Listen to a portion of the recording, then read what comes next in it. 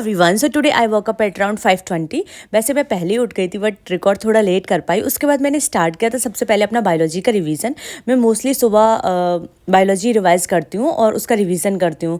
तो आज मुझे यूनिट सेकंड का बहुत अच्छी तरीके से रिवाइज़ करना था, मॉर्फोलॉजी, एनाटमी और एनिमल टिश्यू। ठीक है, तो ये वाले 3 चैप्टर मुझे मॉर्निंग में रिवाइज़ करने थे।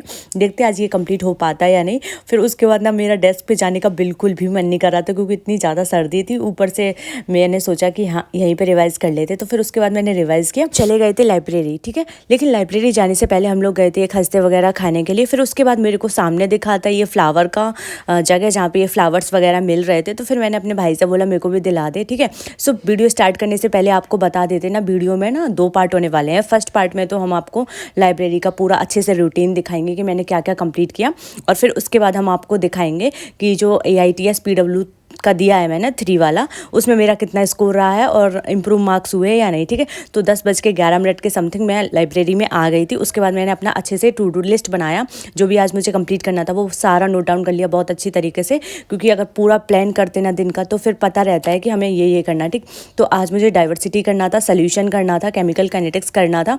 इनको शॉर्ट नोट से रिवाइज करना था, सोल्यूशन एंड केमिकल काइनेटिक्स को, और आयनिक के 3 लेक्चर देखने थे। ठीक है, और UVTS के 200 क्वेश्चंस करने थे, और मैग्नेटिक इफेक्ट ऑफ करंट के 5 लेक्चर नोट से ही रिवाइज करने थे। क्योंकि जो इनिशियल पार्ट होता है वो ईजी होता है, इस वजह से मैं सोचती हूँ कि जो शुरू का पार्ट है उसे सिर्फ नोट से रिवाइज कर लें, उसके बाद तो लेक्चर देखने ही, क्योंकि लेक्चर देखने में काफ़ी ज़्यादा समय लग जाता है। उसके बाद मैंने स्टार्ट किया था डाइवर्सिटी की, ये जो फर्स्ट यूनिट है ना इसको बहुत अच्छी तरीके से कंप्लीट करना। तो सबसे पहले मैंने स्टार्ट किया ये लिविंग वर्ल्ड वाला चैप्टर, और इसके साथ साथ आपको ये भी बता देते हैं, अगर अभी तक आपने कुछ भी कंप्लीट नहीं किया है ना, तो मैंने ना रिसेंटली एक वीडियो डाली है जिसमें मैंने बताया माई बायोलॉजी एंड केमिस्ट्री प्लानर।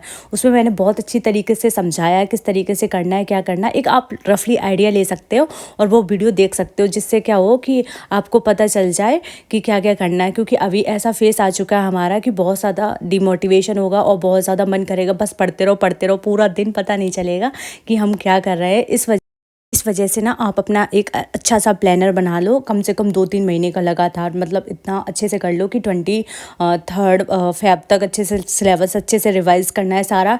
या फिर अगर आपका कुछ भी नहीं हुआ है तो आप अपना 20 मार्च तक भी ले जा सकते हो, लेकिन उसके बाद मत ले जाना, क्योंकि बाकी का जो पोर्शन रहेगा ना वो सिर्फ रिविज़न का हमारा होना चाहिए एंड मॉक टेस्ट का होना चाहिए, सिर्फ और सिर्फ। ठीक है, तो अभी से बहुत ज़्यादा मेहनत करनी है। और ये है मेरे सारे शॉर्ट नोट जिसको मैं डेली रिवाइज़ करती हूँ, क्योंकि मैं नहीं चाहती हूँ कि कोई भी चैप्टर मेरे हाथ से निकल जाए। तो मैं ना शॉर्ट नोट्स के थ्रू बहुत अच्छी तरीके से रिवाइज़ करती हूँ, मतलब टाइमर लगा के, आधे घंटे का टाइमर लगा जिसमें मैं 3-4 चैप्टर एकदम शॉर्ट नोट से अच्छे से रिवाइज़ कर लेती हूँ। तो ये काफ़ी ज़्यादा हेल्पफुल होता है, आप भी ऐसा कर सकते हैं। एंड फिर उसके बाद मेरा यहाँ पे कंप्लीट हो गया था ये डाइवर्सिटी वाला पोर्शन, सोल्यूशन, केमिकल काइनेटिक्स, इनका शॉर्ट नोट्स बहुत अच्छी तरीके से मैंने रिवाइज़ कर लिया था, और आयनिक के 3 लेक्चर्स भी मैंने बहुत अच्छी तरीके से कंप्लीट कर लिए थे।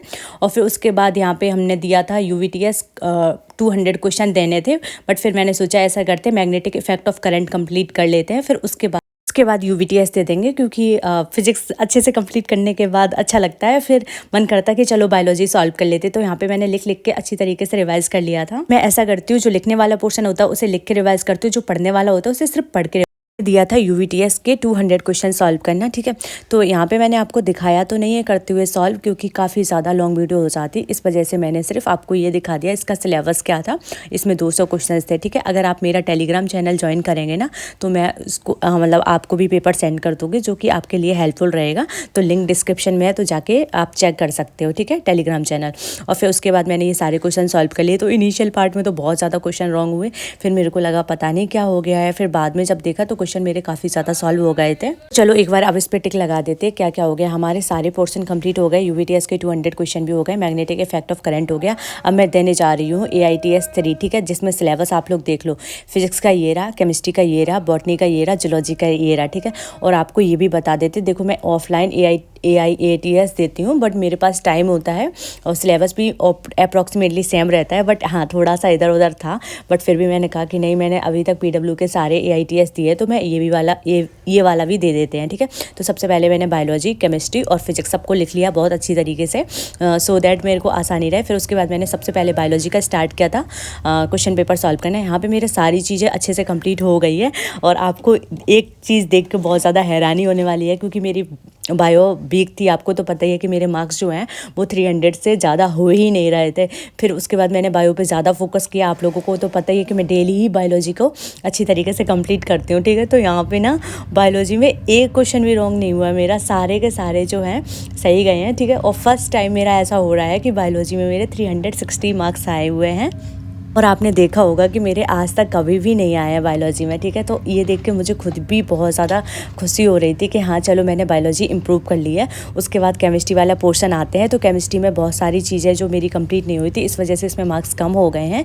इसमें मेरे ओवरऑल 1 2 और 3 4 5 यानी कि 5 शायद दिखाती हूँ आपको।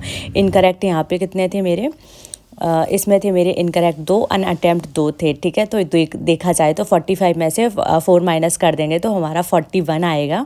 उसके बाद 4 से मल्टीप्लाई करेंगे तो हमारा जो स्कोर होगा वो 164 होगा, ठीक है। लेकिन हमारे 2 अनअटेम्प्ट थे, सॉरी 2 इनकरेक्ट थे, तो इस वजह से हमारा जो स्कोर है वो 162 आया है केमिस्ट्री वाले पोर्शन में। अब चलते हैं फिजिक्स वाले पोर्शन में, ठीक है। तो यहाँ पे देखो 1 2 3 4 और 5 तो मैंने अनअटेम्प्ट किए, क्योंकि ना मैंने ना सेमीकंडक्टर वाला जो पोर्शन है वो अच्छी तरीके से कंप्लीट किया ही नहीं था, बस थोड़ा सा रिवाइज कर लिया था शॉर्ट नोट्स के थ्रू। इस वजह से उसके क्वेश्चंस रॉन्ग हुए हैं एंड रे ऑप्टिक्स के रॉन्ग हुए हैं, ठीक है। और यहाँ पे 5 इनकरेक्ट थे, अनअटेम्प्ट 1 था, तो टोटल 6 माइनस कर देंगे। तो उसके बाद ना हमारा जो क्वेश्चन होंगे ओवरऑल 39 होंगे, ठीक है। 39 सही होंगे। फिर उसमें मैंने 4 का मल्टीप्लाई किया, तो जो हमारा स्कोर है ना वो बन रहा था 156, लेकिन 5 इनकरेक्ट हो गए भाई, तो मेरा ना यहाँ पे जो स्कोर है वो 151 बन रहा है, ठीक है। सो चलो सबको एक बार अच्छे से ऐड करते हैं और हम देखते हैं कि हमारा स्कोर इम्प्रूव हुआ है या घटा है, ठीक है। तो फिजिक्स केमिस्ट्री बायोलॉजी, फिजिक्स में मेरा 151 है एंड केमिस्ट्री में हमारा 162 है एंड बायोलॉजी में 360 है, ठीक है। तो जब मैंने ऐड किया ना तो हमारा जो स्कोर बन रहा था वो 673 बन रहा था, ठीक है। और मेरा स्कोर कम हो गया है, लेकिन मुझे एक चीज़ की बहुत ज़्यादा खुशी हो रही है कि मेरे बायोलॉजी में पूरे के पूरे हैं। वीडियो अच्छी लगी है तो please do like share and subscribe और कमेंट करना मत भूलना। Bye, take care.